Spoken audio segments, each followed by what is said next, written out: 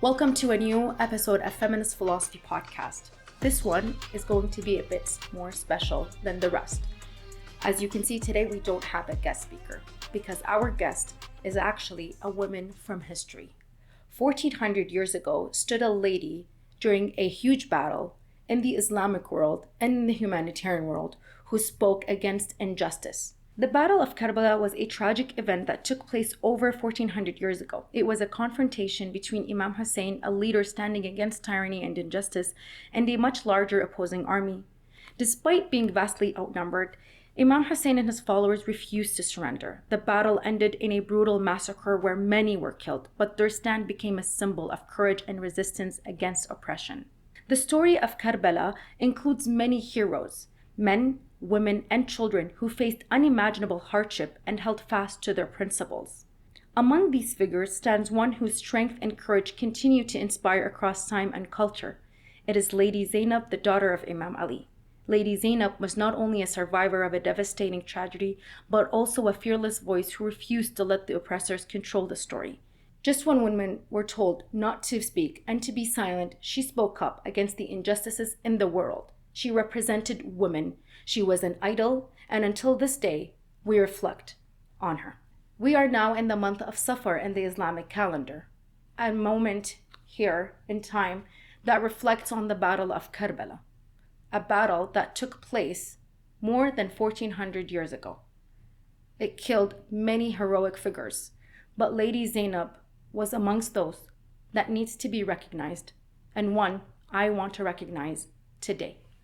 When we're talking about feminism, empowerment, and womanhood, it's only right to recognize Lady Zainab. She is one of the people in history that teaches us to always speak up, to always be courageous, to never be okay with being mistreated. She has told us through history, through her actions and her words, to always stand up for what's right. In many ways, she was a pioneer of what we would now call journalism. Think about what a journalist does. They bear witness, they collect and relay the truth, often at great personal risk, and they challenge powerful interests that they try to hide or distort facts. Zainab did all of this without the tools we take for granted today. No cameras, no microphones, no social media. She used her voice, her courage, and her conviction to confront those in power and ensure that the real story of Karbala was heard and remembered. From a feminist perspective, her actions are revolutionary. At a time and place where women were expected to remain silent, Lady Zainab claimed her place as a leader and a truth teller. She teaches us that empowerment means speaking out, especially when silence is demanded. It means holding fast to principles of justice, even when it comes to great personal costs. Her story reminds us that women have always been at the forefront of resistance and history making, even if their voices were too often ignored or erased. So as we reflect in the month of Safar, let's remember Lady Zainab not just as a figure of the past, but as a timeless example of bravery, leadership, and truth-telling, qualities that feminist philosophy celebrates and that continue to inspire us today. I encourage you today, right here, to always be the courageous person you are, regardless of your gender, because Lady Zainab did not only represent women alone. Her courageous actions represented all human beings who are against injustice and tyranny. And that is your role in the world, in a world where there are still inhumanitarian actions, a lot of people being mistreated, wars, children starving, people dying, and no one speaking out loud because of fear. The fear of losing a job, the fear of not being accepted, and the fear of being silenced.